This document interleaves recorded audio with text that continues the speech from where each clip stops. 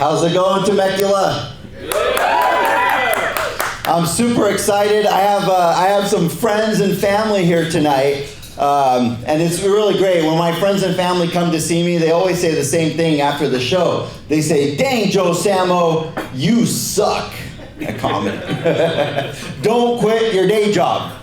But the problem is I suck at my day job too, so I'm screwed. I went to a motivational speaker one time. He said to me, "Oh man, you can do anything you want. Just follow your dreams." I said, "I want to be a comedian." He said, "Oh crap. Don't you have to be funny to be a comedian?" Oh man. And I got one of my friends here, Matt Mizingo, from when I was 6 years old. Thank you for coming. I actually, when we came here from Iraq to America, he was one of my very first friends. This was about 40 years ago, and we're still friends. We grew up in a city called El Cajon. Anyone here been to El Cajon? Woo! Yeah. It's the meth capital of the world, right? He's a police officer. He could verify this. It's a crazy place. So I come here. I was 6 years old. We came from Iraq, and we go to El Cajon. And it was a crazy place because it's like I said, the meth capital of the world. All these people here, they were missing their teeth. All these meth heads. It was crazy. And I remember thinking, I'm like, oh my God, this is different. We went from West Hell to East Hell. And these meth heads, they were racist, man. They didn't like me. They were, like one guy, I remember him saying, he was like a father of one of my friends, right? He's like, "So you guys like to call yourselves Arab Americans?" I go, I think, yeah. He's like, "But that's an oxymoron. How can you be Arab and American at the same time?" He's like, "What are you gonna do, blow yourself up?" It was awesome. It was funny though. He would always end these mean jokes with, "I'm just joking. You're not going to blow us up tonight, are you?"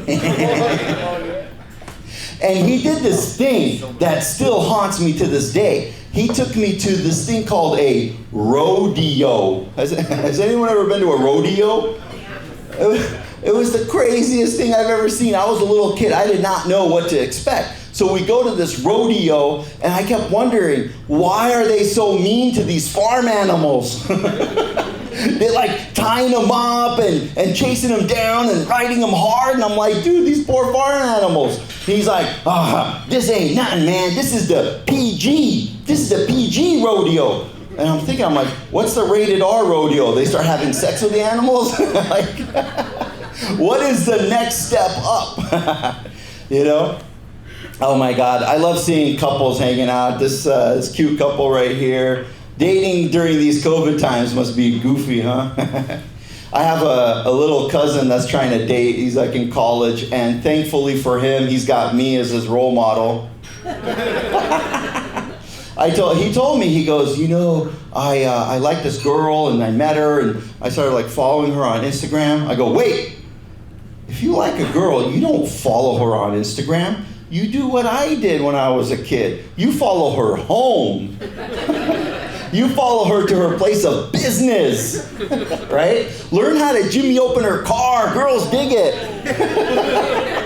If you follow her on Instagram, they're gonna think you're a stalker. But man, the kids these days, they got it easy. They can meet, people they date easily on Tinder and whatever, Grindr, It's like super cool. I always tell them, I go, man, when I was a kid and I wanted to meet somebody, a girl that I could date, I had to go all the way to Tijuana. Sorry, I'm a lawyer. I always have to have a notebook. I forget everything without my notebook. I don't even know my kids' names until I see it right here. So I do, and I have my wife here. She's here tonight. 16 years. I've known people that committed murder that didn't get 16 years. No, she moved here from Detroit, Michigan. We got some Detroiters here, I learned. Yeah, we got some Detroiters. It's a good place. So she moved out here from Detroit, Michigan. And at one point, I remember we were looking around in San Diego, and she's like, oh yeah, let's, we could buy a house out here, right? And then eventually we realized we had a choice. We could either buy a house in San Diego or we could buy all of Detroit. You know? And I have cousins in Detroit. That's how I met her. I have cousins in Detroit. And they call me and they say, dude, you could come out to Detroit. You could buy a house for $1,000. I said, $1,000? That's how much it costs to put gas in my car. You could buy a house in Detroit for $1,000? He's like, yeah, you could buy tons of them for $1,000. And I'm like, whoa. Then I started thinking about it, and I'm like, no way. Scary, scary things come from Detroit. For example, my mother-in-law moved out here from Detroit. She came out here in the year 2011 to stay with us for 1 week. And she is still living with us. It has been the longest week of my life. Right? I changed the vents in her room where it could pump carbon monoxide. It didn't do anything. A scientist told me, Joe Samo, you're so dumb. Carbon monoxide only kills humans. I tried to hire the Terminator to kill her. But the Terminator said, no, I make more money on unemployment than, hitting. Hey, speaking of, give it up to the staff tonight. It's really crazy. The staff, it's like to work these days, they have to take a pay cut from unemployment to work.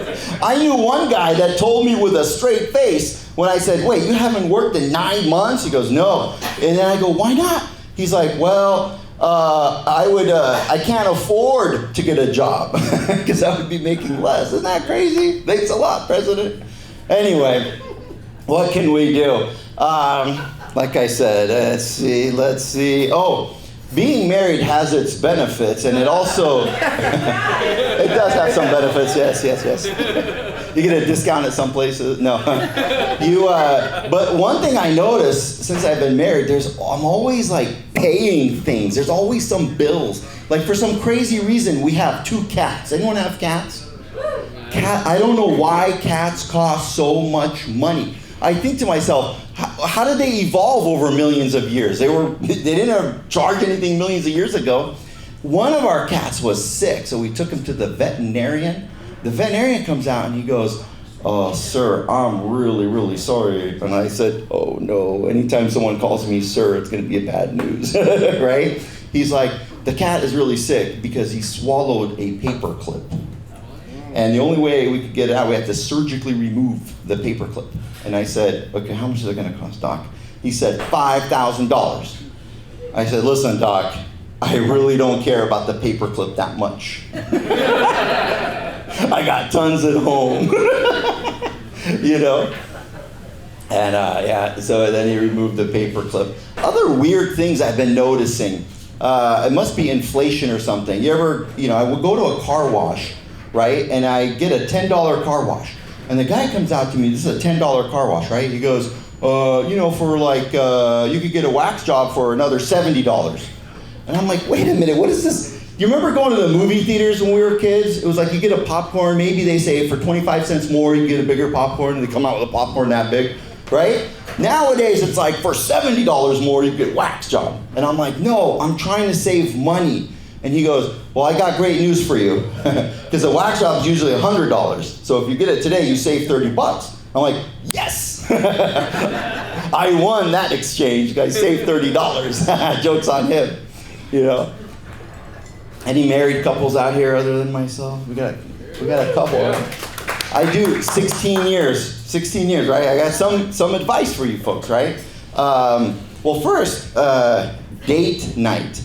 We have one night a week where we have a dedicated date night. And it works really, really well, right? Just at least one night a week, right? It's a dedicated date night. The only problem is a couple of weeks ago, we accidentally ran into each other. And it became very odd for the dates. Well, thank you so much, folks. That's my time, Joe Samo. I really appreciate it.